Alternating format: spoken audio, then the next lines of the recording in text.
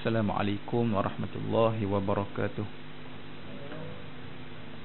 Alhamdulillahi rabbil alamin, wa bihi nasta'in ala umuri dunya waddin, wa la udwana illa ala zalimin. Wassalatu wassalamu ala ashrafil anbiya'i wal mursalin wa ala alihi wa sahbihi ajma'in. Subhanaka la ilma lana illa ma 'allamtana innaka antal alimul hakim. Rabbi shrah li sadri wa yassir li amri wahlul 'uqdatam min lisani yafqahu qawli. Allahumma faqihna fid din wa 'allimna at-ta'wil wahdina siratakal mustaqim. Allahumma anfa'na bima 'allamtana wa 'allimna ma yanfa'una wa zidna 'ilma. Amin ya rabbal alamin. Amma ba'd. Alhamdulillah, syukur pada Allah Subhanahu wa ta'ala. Kita renung beberapa potong ayat Al-Quran untuk kita tadabbur pada tengah hari ini, insya-Allah. Saya petik ayat dalam surah An-Naml. Suratun Naml, surah semut. An-Naml maknanya semut. Cerita yang berlaku antara Nabi Allah Sulaiman dengan seekor burung hudhud. Satu hari Nabi Sulaiman mengarahkan semua burung datang menghadap baginda. Kita maklum, rakyat dalam kerajaan Nabi Sulaiman bukan hanya manusia, termasuk jin dan juga binatang, menjadi rakyat di bawah kerajaan Nabi Allah Sulaiman alaihi salam. Jadi satu hari Nabi Sulaiman mengarahkan semua burung-burung datang menghadap baginda, dan semuanya datang kecuali seekor burung, iaitu burung hudhud. Bahasa Melayu dipanggil burung belatuk. Burung belatuk seekor ni je, burung hudhud yang tak datang. Nabi Sulaiman kata, ma liya la aral hudhuda am kana minal ghaibin. Kemana hilangnya burung hudhud? Kenapa dia tak datang? Kenapa dia tak hadir? La u'azibannahu azaban syadida aw la azbahannahu aw la ya'tiyanni bisultanin mubin.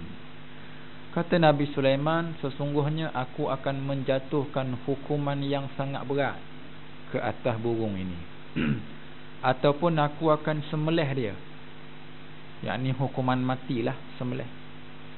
Au la ya'tiyanni bisultanin mubin, kecuali dia datang padaku lepas ini dengan membawa alasan yang kukuh, alasan yang kuat untuk dia lepas dari terkena hukuman. Nabi Sulaiman kata nak jatuhkan hukuman yang berat sampai tahap bunuh, sembelih dia. Kecuali ada alasan, ada sebab yang kukuh, dia akan lepas dari terkena hukuman. Famakatha ghaira ba'idin faqala ahadtu bima lam tuhit bihi wajituka min saba'in binaba'in yaqin. Selang tak berapa lama, datanglah burung ini bertemu menghadap Nabi Sulaiman. Dan burung ni nak beritahu satu berita yang tidak lagi diketahui oleh Nabi Sulaiman. Kata burung kepada Nabi Sulaiman, wajituka min Saba'in, aku baru pulang dari negeri Sabak. Sabak terletak di Yaman, berhampiran dengan kota Ma'rib, dekat dengan San'an, ibu negara Yaman. Kalau kita perasan di sekitar KL, Selangor ni ada Sabak restoran, kedai nasi Arab. Sabak tu biasa owner dari Yaman lah, dari Yaman. Banyak cawangan-cawangan Sabak. Dan memang nasi Arab yang sedap asalnya dari Yaman. Nasi Arab, nasi mandi dia tu. Baik, Sabak. Dan Yaman sekarang sedang dilanda musibah, diserang oleh pemberontak Syiah Hausi yang menyerang Sunni di San'at, Yaman. Yang mati pun ada, dan dilumpuhkan segala gerak kerja parti Islah di Yaman ataupun gerakan Ikhwan Muslimin di Yaman lah. Dah terpaksa lari berundur, semua aset parti Islah dirampas. Universiti Iman, antara universiti yang dimiliki oleh parti Islah dirampas. Dan yang lebih teruk, pelajar-pelajar kita lah, hampir 500 orang pelajar kita di Yaman, dia menjadi pelarian perang dan terkepung lah sekarang ni. Yang rata-ratanya kebanyakan tak dapat nak selamat apa pun dari rumah dia, terpaksa lari. Duit tak dapat diselamatkan, pasport ada yang tak sempat ambil pasport, jadi pendatang haram pula di Yaman, hampir 500 orang. Kita doakan mudah-mudahan Allah memberi bantuan kepada umat Islam di Yaman dan memberi kemudahan kepada anak-anak kita, pelajar-pelajar kita yang berada di Yaman. Sabak di Yaman. Jadi burung beritahu kepada Nabi Sulaiman, aku baru balik terbang dari Sabak. Nabi Sulaiman tinggal di Baitul Maqdis. Jauh lah, ratus batu, ribu batu antara Baitul Maqdis dengan Yaman. Binaba'in yaqin.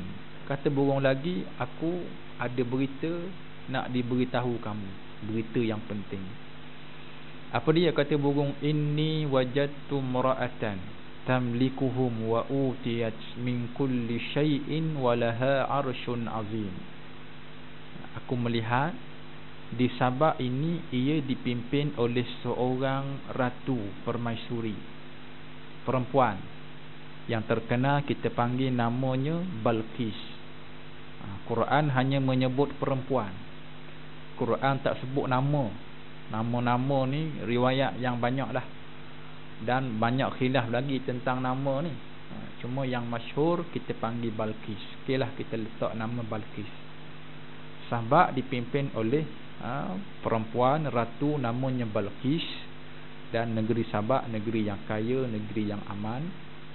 Tak, burung ni cerita walaha arsyun azim, dan bagi Balqis ada singgasana yang besar, yang hebat, yang dikurniakan kepada Balqis.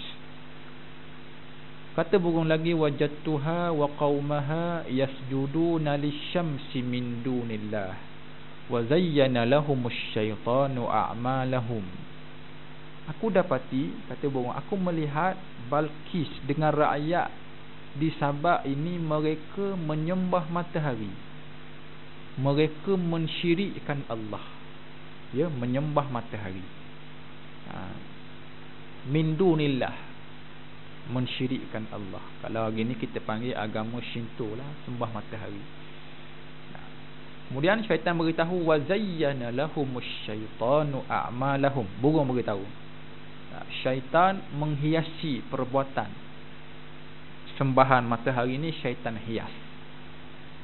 Pertama, ayat ni nak beritahu jenis makhluk nama binatang ni, Allah beri kelebihan pada binatang-binatang, dia boleh tengok perkara gaib. Boleh tengok perkara gaib, boleh nampak jin, boleh nampak syaitan. Antaranya hadis ya, yang kita biasa dengar.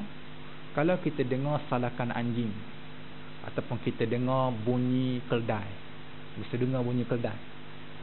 Keldai ni paling buruk lah. Serum kita dengar bunyi keldai ni. Baik, dengar salakan anjing, dengar keldai, nak panggil apa? Mengembek kot. Keldai ni tak tahu nak panggil apa bahasa Melayu dia. Bunyi keldai, kita disuruh sebut isti'azah. Kita disuruh kata a'udzubillahi minasyaitonirrajim. Kerana salakan dan bunyi keldai, mungkin dia nampak hantu, dia nampak syaitan, jin dan sebagainya.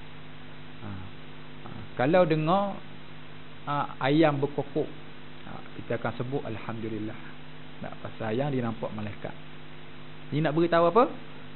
Jenis makhluk binatang ni nampak, kita tak nampak. Binatang nampak. Dan binatang juga dia dengar suara orang yang diseksa dalam kubur. Binatang dengar, kita tak dengar. Kalau kita dengar, tak pernah surah ni, tak apa keluar lah, orang akan mari surah. Itu yang pertama. Yang kedua nak beritahu, burung ni kata syaitan menghiasi. Syaitan ni memang kerja dia. Dia akan hias perkara maksiat, perkara dosa, supaya mata kita lihat, mata kita tengok perkara dosa tu menarik, perkara dosa tu seronok. Ini kerja syaitan, ya. Contoh kita sebagai seorang suami lah, suami, kita dah ada isteri, tapi kadang-kadang bila kita keluar rumah, kita melihat wanita perempuan di luar sana dengan pakaian fashion yang berbagai, ketak sendak, koyak, rabak sebagainya. Kadang-kadang orang Terengganu panggil apa, dia mari gang. Tahu gang? Rasalah, rasa. Biasalah, normal kita manusia, kita bukan malaikat. Tengok benda-benda lagu tu, tambah-tambah sekarang pakaian macam-macam jenis fashion ada. Ada juga mari perasaan begitu. Padahal kita dah ada isteri. Isteri di rumah sudah ada. Tapi kadang-kadang tengok isteri biasa je. Tapi bila tengok perempuan di luar sana, walaupun negro sekalipun, tapi dan dia pakai seksi sebagainya, tak terasa jugalah, terasa. Sebab apa? Syaitan menghiasi tubuh badan wanita tersebut. Orang perang ni dia kena pakai, satu pakai tutup, yang kedua pakai longgar. Tutup belaka, seluruh badan tutup. Yang kedua longgar. Ada orang pakai tutup belaka dah tapi ketak. Ketak tak jadi lagi. Ada lah ni kan orang jual jubah abaya. Jubah abaya tu seling molek. Bila sarung jubah tu nampak. Dada dia, punggung dia nampak. Dada ke depan, punggung ke belakang. Macam huruf S. S balik. Tutup belaka dah tapi tak luluh. Sebab menampakkan bentuk badan, dia kena tutup labuh, longgar. Jadi bila orang perempuan ni pakai tak tutup, pakai ketat, syaitan akan datang hias tubuh badan mereka. Syaitan hias dada perempuan, syaitan hias punggung dia, hias pinggang perempuan. Jadi mata kita yang tengok ni, kita akan rasa seronok, menarik, tertarik, memang debong. Syaitan, ada syaitan di situ. Tapi tengok yang isteri biasa. Kadang-kadang dia mari malam Jumaat, dia marilah tengok isteri ni. Malam-malam biasa tengok, tak ada apa. Sebab tu hadis Nabi sebutkan, seorang suami bila keluar rumah dan melihat perempuan di luar sana, kemudian terangsang nafsu, naik syahwat, Nabi pesan balik rumah. Balik rumah, datangi isteri, lepaskan nafsu pada isteri. Kerana apa yang isteri kita ada samanya dengan apa yang perempuan di luar sana ada. Benda sama. Cuma yang ni haram, tak, yang isteri kita halal. Yang isteri kita tu ibadat dapat pahala, yang perempuan di luar sana berdosa, dilaknat oleh Allah. Tapi jenis perangai manusia yang haram itulah Ibrahim buat. Baik, syaitan akan menghiasi, dan syaitan menghiasi sembahan matahari oleh Balqis dan juga rakyat dia. Jadi mereka pun nampak ibadat yang paling betul, agama yang paling betul, sembah matahari lah. Dia akan nampak begitu. Ini antara laporan burung Hud-Hud kepada Nabi Sulaiman. Dan laporan ini merupakan alasan yang kuat, alasan yang kukuh, menyebabkan tak dikenakan hukuman ke atas burung ini. Dia lepas, dia bebas dari hukuman. Nabi Sulaiman bila dengar saja laporan sebegini, Nabi Sulaiman terus melaksanakan misi dakwah yang terpundak di atas bahu baginda. Nabi Sulaiman terus tulis surat untuk dikirim kepada Balqis, surat dakwah, supaya kembali beriman kepada Allah. Nabi Sulaiman kata, izhab bi kitabi hadza fa'alqih ilaihim summa tawalla anhum fanzur madza yarji'un. Nabi Sulaiman kata, pergi ambil, bawa surat aku ni, pesan pada burung, bawa surat aku, berikan kepada Balqis surat ini. Kemudian perhati dari jauh apa respon mereka terhadap surat aku. Nabi Sulaiman beri surat pada burung, burung bawa surat terbang, beri pada Balqis. Sampai pada Balqis, Balqis buka surat. Surat ini tertulis, innahu min Sulaiman wa innahu bismillahirrahmanirrahim. Surah ini dari Nabi Sulaiman dan ia dimulai dengan Bismillahirrahmanirrahim. Bahasa hari ni kita panggil letter H lah. Dulu pun sudah ada dah kaedah surat rasmi yang ditulis oleh Nabi Allah Sulaiman alaihi salam. Bismillahirrahmanirrahim, dimulakan. Baik. Ini cerita yang kita baca dalam Al-Quran. Rujukannya surah An-Naml. Lebih kurang ayat 20 dan ke atas. 20 dan ke atas boleh tengok. Cerita yang nak disebut di sini surat yang Nabi Sulaiman tulis kepada Balqis. Dan kita pernah baca sirah Nabi kita, sejarah Nabi kita Muhammad sallallahu alaihi wasallam bila mana Al-Quran diturunkan. Ya, turun Al-Quran, wahyu diturunkan kepada Nabi kita. Nabi kita pun terus memanggil sahabat-sahabat yang dilantik menjadi penulis wahyu. Katibul wahyi, penulis wahyu. Nampak? Dan sahabat-sahabat datang, Nabi akan baca ayat Quran, sahabat akan tulis. Antaranya Zaid bin Sabit, antaranya Muawiyah, antaranya Huzaifah dan beberapa orang lagi lah penulis wahyu ni. Jadi Nabi baca balik Al-Quran, sahabat akan salin, sahabat akan tulis. Cerita yang sampai kepada kita waktu itu, cerita yang sampai masa nak tulis Al-Quran, kertas tak ada, surat tak ada. Ya, Al-Quran waktu itu ditulis atas pelepah tamar, ditulis atas tulang belulang, ditulis atas batu. Ya, betul tak cerita ni? Dan yang kita dengar kan, tulis atas tulang, tulis atas batu, tulis atas pelepah, kulit dan sebagainya. Ya. Sedangkan kalau kita baca Al-Quran, cerita ni zaman Nabi Sulaiman dah ada surat. Zaman Nabi Sulaiman dah ada surat. Nabi Sulaiman tulis surat, kirim pada burung untuk diberikan kepada Balqis. Dan kita mesti andaikan surat ini surat yang ringan lah. Burung nak bawa, takkan kita nak andaikan surat ini pelepah tamar. Mampu burung nak usung pelepah tamar bawa terbang pergi ke Sabak. Zaman Nabi Sulaiman dah ada surat ribuan tahun selepas tu. Zaman Nabi kita Muhammad sallallahu alaihi wasallam, 1000 tahun lah. Nabi Sulaiman dengan Nabi Muhammad ni tak ada kertas, surat tak ada. Tulis atas tulang, atas pelepah, atas batu dan sebagainya. Logik ke tak logik? Tak logik cerita ni. Jadi tak munasabah. Ini munasrawuk. Tak kena. Dan cerita ni disebarkan kepada kita dengan cara halus sebenarnya untuk nak memburuk dan merendahkan martabat Quran. Bayangkan Quran ditulis atas tulang. Tulis atas tulang. Tulang ni makanan anjing. Dan kalau anjing makan tulang, habis Quran, hilang Quran. Anjing pula hafal Quran 30 juzuk. Tak betul cerita ni. Sebenarnya sudah ada kertas, sudah ada surat. Dan sahabat-sahabat memang sudah tulis atas surat, atas kertas Quran. Tinggalnya lagi lembaran Quran itu berselerakkan. Sahabat ni pegang sikit, sahabat tu pegang sikit, yang ni pegang sikit. Tidak dihimpunkan dalam satu kitab lagi. Di zaman Sayyidina Osman, barulah Osman ambil tanggungjawab, himpunkan semua lembaran Quran, buat satu kitab, buat satu buku yang kita duk panggil hari ni Mushaf Osmani. Ya, Mushaf Osmani yang sampai kepada kita itu jasa Sayyidina Osman alaihi salam. Radhiyallahu anhu. Itu cerita dia. Jadi ada beberapa fakta sirah ni kita kena tengok balik.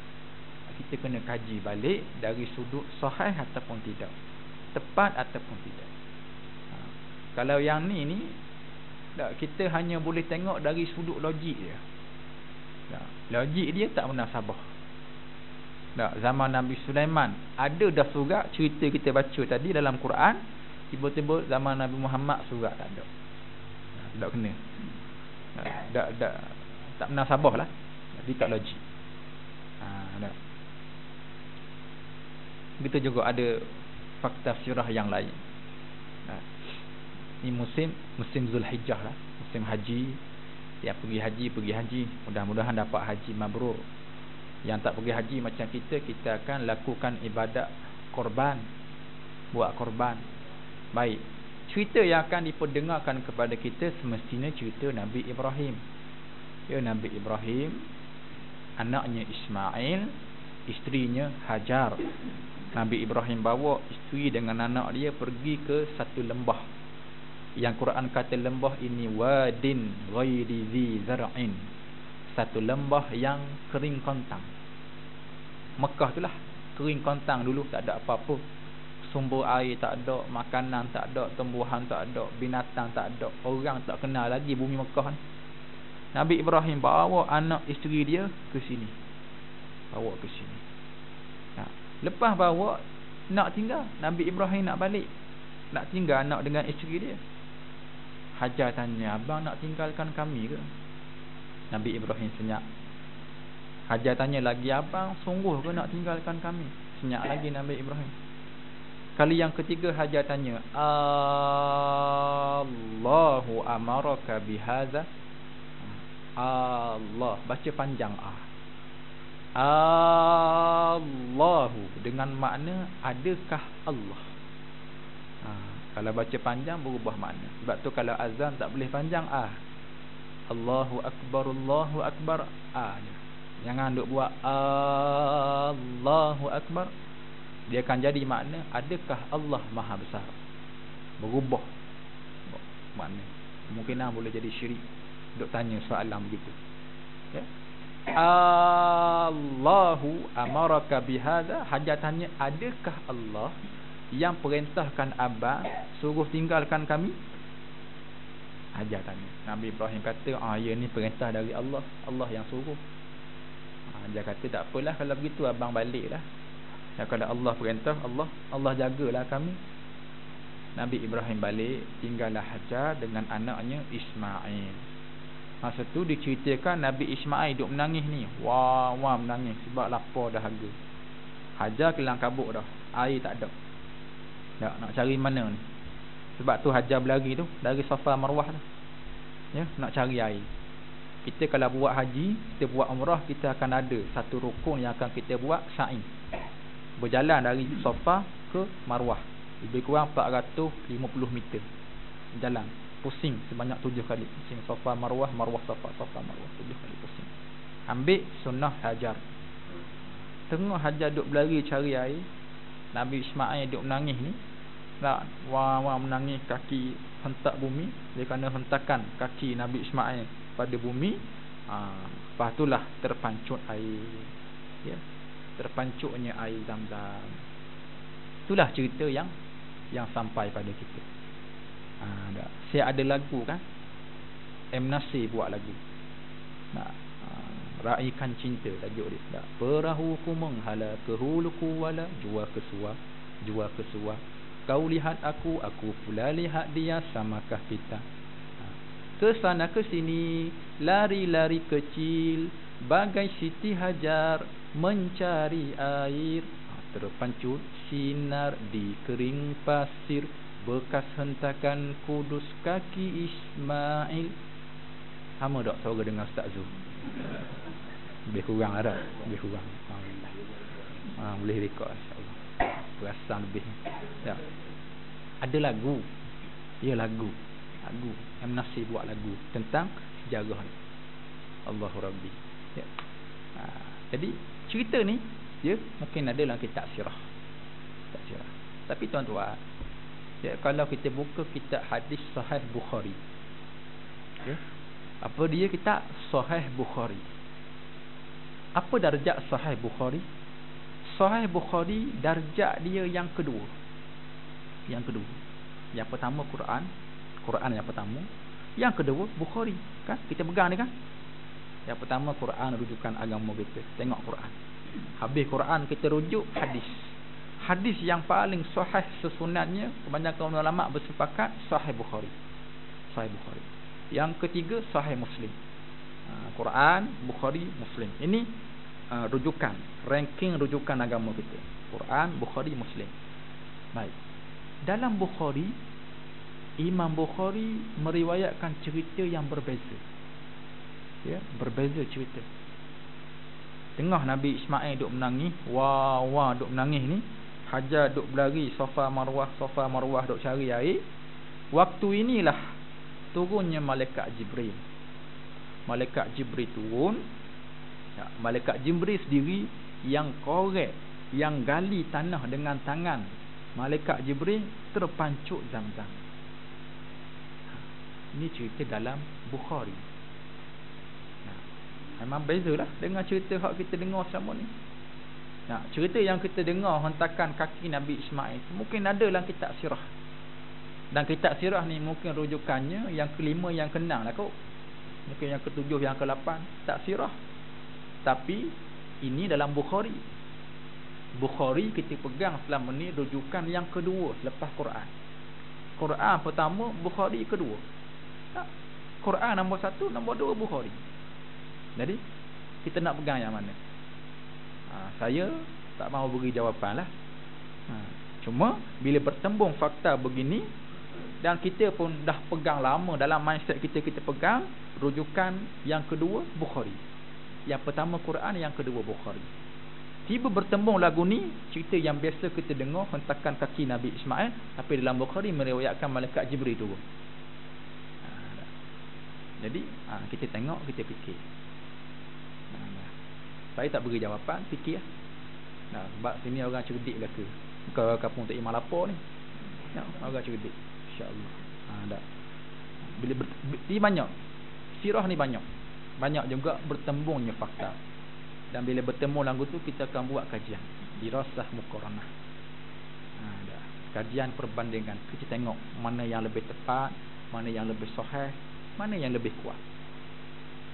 Dan bertembung lagi ni biasanya banyak, paling banyak dalam fiqh. Fiqh banyak. Sebab tu yang jadi 4 mazhab tu. Tak, itu mazhab yang kena, yang kita kenal lah. Mazhab lain berlambak lagi dia, yang kita tak tahu. 4 mazhab bertembung, temu fakta. Contoh kita ambil satu hukum yang kita duk pegang lama dah. Tak. Satu hukum yang kita pegang, kalau sentuh kemaluan batal wudu. Kan? Dan ini pendapat jumhur. Jumhur tu benda 3 orang. Tak, Syafi'i, Maliki, Hambali. Syafi'i, Maliki, Hambali ini biasanya dipanggil jumhur. Istilah fiqh ni. Syafi'i, Maliki, Hambali mengatakan sentuh kemaluan dengan tapak tangan. Ya, kalau belakang ni tak ada masalah lah. Tapak. Sentuh kemaluan dengan tapak tangan batal wudu. Kena ambil wudu yang baru. Berdasarkan hadis menurut tersebut, man massaha farjahu falyatawadda. Siapa yang sentuh kemaluan kena ambil wudu. Wudu yang lama batal, kena ambil wudu baru. Ini pendapat jumhur. Apa dia jumhur? Syafi'i, Maliki, Hambali. Baik. Satu lagi mazhab apa? Hanafi. Dalam Hanafi mengatakan lain. Hanafi kata sentuh kemaluan tak batal wudu. Tak batal. Sebab Hanafi dia pegang hadis lain. Hanafi tak pegang hadis tadi. Hadis lain yang Hanafi pegang, satu hadis seorang sahabat, ceritanya sahabat mari jumpa Nabi. Sahabat ni tanya Nabi tentang status kemaluan. Rasulullah, kemaluan kita ni najis ke tak kemaluan ni? Nabi jawab, innama huwa bid'atum minka. Nabi kata kemaluan merupakan satu anggota yang ada pada badan kamu. Kemaluan ni anggota badan kita. Jadi kemaluan tak najis, kata Nabi. Kemaluan tak najis. Yang najisnya kencing tu. Air kencing yang keluar najis lah. Tapi kemaluan tu tak najis. Tak. Tahu kemaluan kan? Kena terang juga kemaluan lagu mana?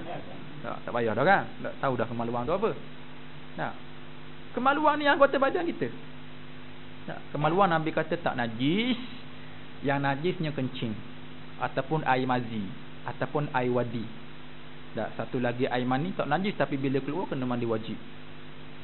Ini antara air yang keluar dari kemaluan. Baik. Jadi Hanafi kata sentuh kemaluan tak batal wuduk berdasarkan hadis ini. Beza dah. Yang ni kata batal, yang itu kata tak batal. Dan Hanafi ni pula, di samping dia pegang dengan Quran, dia pegang dengan hadis, Hanafi suka datangkan hujah akal. Dia banyak dengan akal Hanafi. Dan dipegang, dia kata sentuh kemaluan tak batal. Jadi dia buat satu persoalan, kalau kita sentuh najis ataupun kategori najis mutawassitah, najis yang pertengahan, tai ayam, tai lembu, tai kambing, tai cicak, tai tikus, tai unta, kan, sentuh najis yang sebegini, batal tak wudu? Batal tak? Jawablah, jawab tanya ni. Tak batal kan? Tak batal. Muslimat batal tak? Tak batal. Betul tu satu mazhab kita ni. Baik, sentuh najis tai ayam, tai kambing, tai lembu, kalau kita dah ada wuduk, sentuh najis tu tak batal. Cuma tangan najis lah. Cuma tangan najis dan pergi basuh tangan. Basuh tangan, wuduk kita tak batal, boleh pergi semayang macam biasa. Tak perlu ambil wuduk yang baru. Baik. Dan Hanafi kata sentuh najis tai ayam tak batal wuduk, takkanlah sentuh kemaluan batal wuduk. Takkan kemaluan kita lebih najis dari tai ayam. Betul juga hujah dia kan? Betul ni hujah Hanafi ni, dia bawa hujah logik dia. Macam sentuh bini juga. Ya. Kita pegang lama ni, sentuh bini batal wuduk, sentuh isteri batal wuduk. Hanafi kata, sentuh tai ayam tak batal wuduk, sentuh bini batal wuduk. Takkan bini mu lebih najis dari tai ayam? Sebab tu Hanafi pegang yang batal wuduk ni bila jimak je. Jimak isteri baru batal wuduk. Setakat sentuh salam cium tangan, wuduk tak batal kata Hanafi. Tu kita dengan isteri. Jadi Hanafi kata sentuh kemaluan tak batal, sebab kemaluan tak najis. Sentuh tai ayam yang najis pun tak batal, ini kan pula sentuh kemaluan yang tak najis pun kemaluan ni lagilah tak batal. Itu pendapat Hanafi. Jadi bertembunglah, jumhur kata batal, Hanafi kata tak batal. Bila bertemu lagu ni, kita pun buatlah dirasah muqaranah hari tu, kajian perbandingan. Bagi orang yang nak fikir mudah, dia akan kata, kalau begitu Ustaz, senang je Ustaz, kita ambil yang pendapat jumhur lah. Kan ini kan pendapat majoriti, 3 orang, 3 mazhab dah, Syafi'i, Maliki, Hambali kata sentuh kemaluan batal wuduk. Jadi senang kiranya kita ambil yang majoriti lah. Tak, yang ni Hanafi seorang dia je minoriti. Tak, yang ni majoriti 3 orang. Dan kita pun merupakan negara yang demokrasi, kita menjunjung kuasa majoriti, kita ambil majoriti ya. Betul juga hujah dia, betul. Ambil yang majoriti lah. 3 mazhab dah kata batal. Tapi bagi orang yang nak kaji, nak tengok lagi, selidik dengan lebih dalam fiqh ni, pendapat Hanafi ada betul ni juga. Pendapat Hanafi kita tak boleh tolak begitu je. Ada hujah dia. Dan Hanafi ni bukan Hanafi jual buah pisang tepi jalan tu. Tak, ni Hanafi ulama. Tak. Mazhab dia tersebar di India, di Pakistan, di sebahagian Mesir, ramai guna Hanafi. Dan di Eropah pun banyak menggunakan mazhab Hanafi. Hebat dia ulama. Jadi pendapat dia pun kena ambil kira juga. Saya sebut ni bukanlah maknanya lepas ni tuan-tuan boleh senang-senang mudah-mudah pergi pegang kemaluan. Tidak, bukan begitu. Cuma nak rayak perbahasan hukum ada. Dan perkara ni, situasi ni sesuai digunakan oleh muslimat. Tak, perempuan muslimat, ibu yang ada bayi, baby anak kecil, nak kena tukar pampers, salin lamping sebagainya. Tak, sesuai guna pendapat ini, pendapat Hanafi ini. Kita baru keluar bilik air, sudah ambil wuduk siap dah, nak semayang. Tiba-tiba tengok anak berok, kencing anak ni. Ini nak tunggu lama-lama kan, takut merah punggung anak, luka. Jadi kita pun pergilah ambil anak, basuh dulu, buang pampers, basuh punggung, basuh kemaluan. Dan bila basuh punggung, kena sentuh lah kemaluan. Kena sentuh lah punggung dia, kemaluan dia. Nak cucu air tu. Kalau ikut yang mazhab biasa kita pegang ni, batal wuduk kita, kena ambil baru dah wuduk, pasal sentuh kemaluan anak. Tapi Hanafi kata tak batal. Dan inilah sesuai sebenarnya, tak perlu kita 2-3 kali dah ambil wuduk. Pasal anak ni nak kena basuh 5-6 kali sekali anak berok. Kejap berok, lepas tu berok, susah. Jadi kita ambil yang Hanafi. Untuk ibu sebegini, peganglah, sentuh kemaluan waktu itu tak batal. Maknanya bukan sengaja kita pegang, tapi bersebab basuh berok anak, basuh kencing anak. Setakat basuh tangan, pergilah solat, tak perlu ambil wuduk baru. Boleh guna yang Hanafi pada waktu ini. Maknanya bukan saja-saja pegang, ada sebab, ada situasi ini. Ustaz, mana boleh Ustaz?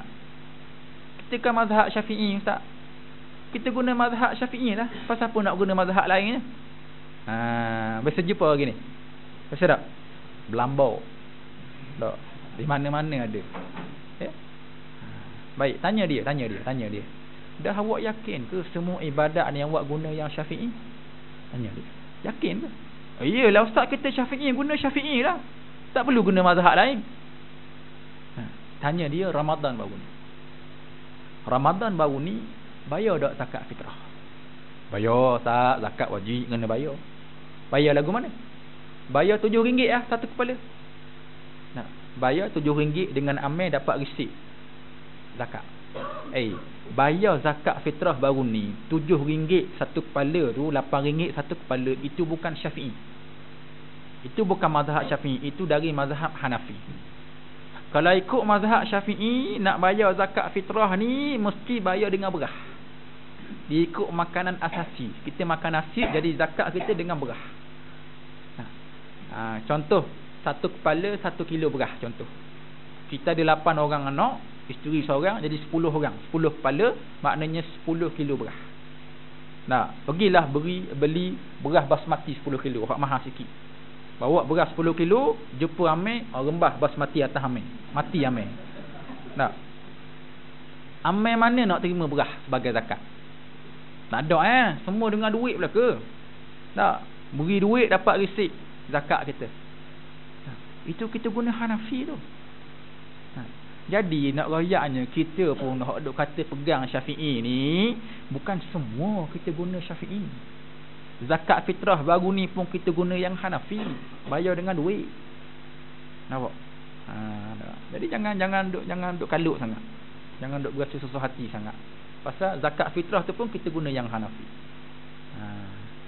Macam kalau kita beli air dengan mesin. Termasuk RM2 jatuh air. Air tin ke, air kotak, air botol kan.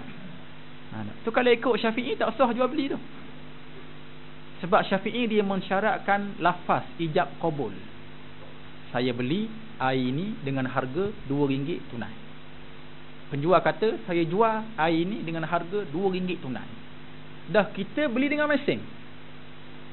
Masuk RM2 jatuh air, saya beli mesin. Nak royak gitu. Mesin pun jawab saya jual. Tak ada jawab apa orang masa beli kan. Ada pernah kita masuk duit mesin tu, kita jawab kita beli, saya beli. Tak ada tak ijab qabul apa, ambil air terus minum, bismillah pun tak baca. Terus minum. Jadi kita guna kaedah Hanafi. Sebab Hanafi mensyaratkan jual beli ni cukup redha. Kita masuk RM2 dalam mesin tu, RM2-3 je. Tak kita redha kan? Ke ada orang paksa kita? Ada orang paksa kita? Hak paksa tu mungkin anak kita nak sangat air. Tak, anak paksa, orang lain tak paksa dah. Jadi kita redha dah. RM2. Mesin pula telah diprogramkan, di set up. Baik, air ni harga RM2. Air ni harga RM3. Air ni RM1 harga. Jadi kita masuk RM2, tekan yang harga RM2, jatuh. Dia tak jatuh harga RM3. Ataupun tak jatuh yang RM1, jatuh yang RM2 je. Air harga RM2, kita masuk duit RM5, jatuh air dengan balance siap RM3. Jadi tak berlaku gharar, tak berlaku penipuan. Kita pun redha masuk RM2, sah jual beli kata Hanafi. Sah. Jadi sebab tu kita boleh beli dengan mesin tu. Kalau ikut Syafi'i tak sah beli. Tak boleh beli. Nampak? Nak rojaknya kita pun yang Syafi'i, kita tak guna semuanya Syafi'i. Ada sebahagian kita guna yang Hanafi, ada juga yang Maliki, ada juga yang Hambali. Tak ada masalah tak, kita ni satu tim. Syafi'i, Maliki, Hambali, Hanafi, tim Ahlus Sunnah wal Jamaah. Sama. Tak ada masalah, boleh pun. Jangan duk balas tentang isu ni. Allah Rabbi. Baik. kita balik semula. Jauh ke? Kita balik ke pakai jalan balik. Ceritanya tadi cerita Nabi Sulaiman kan. Nabi Sulaiman kirim surat tu. Tu cerita dia. Tapi punya jauh tu mujur sempat balik benda. Tak. Cerita Nabi Sulaiman kirim surat, Balqis buka surat, surat tertulis innahu min Sulaiman, daripada Nabi Sulaiman, dan ia dimulai dengan bismillahirrahmanirrahim. Ya. Jadi nak diberitahu di sini penting segala perbuatan, segala amalan kita mulakan dengan bismillah. Segala benda. Kullu amrin zibalin fihi la yubda'u bismillah fahuwa abtar, wa fi riwayatin fahuwa ajzam.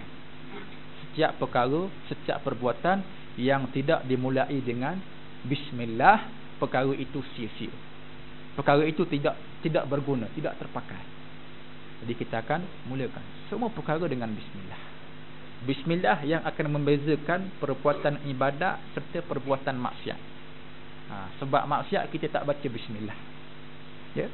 Dan jangan baca bismillah pada maksiat. Nak minum arak, bismillah, tak boleh. Dua dosa dapat. Dosa minum, dosa baca bismillah pada tempat yang haram. Tak boleh. Tak. Nak berjudi, nak berzina, bismillah, tak boleh. Jadi bismillah hanya dibaca pada perkara ibadat.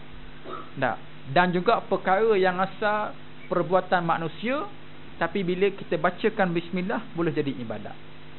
Contoh perbuatan kita makan, minum. Asal makan minum biasalah nak mengenyangkan perut je. Tapi kita mulakan dengan bismillah, makan boleh pahala. Makan. Maksiat tak boleh baca bismillah. Dan mulakan kehidupan kita dengan bismillah. Sudah ada doa. Doa makan, doa pakai, doa kenderaan, doa tengok cermin, macam-macam doa. Tapi doa ni panjang sangat, mungkin kita tak ingat. Yang tak ingat tu baca bismillah pada setiap permulaan dan diakhiri dengan alhamdulillah. Tu dia.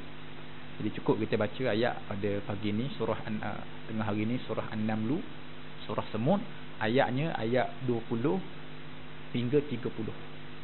Ayat 20 hingga 30 dia rujuk surah An-Naml. Surah An-Naml banyak cerita. Hampir 85% surah An-Naml cerita je. Cerita Nabi Sulaiman dengan semut, cerita dengan burung hud-hud, cerita dengan Balqis, tak habis lagi ni baca ni. Tak banyak lagi cerita dia. Macam-macam cerita dia. Jadi kita baca, tengok makna, insya-Allah. Mudah-mudahan ia memberi kebaikan dan manfaat kepada kita, insya-Allah. Tu dia. Ayat 20 hingga 30. Muslimin muslimat, sebelum tutup majlis ada pengumuman sikit lah.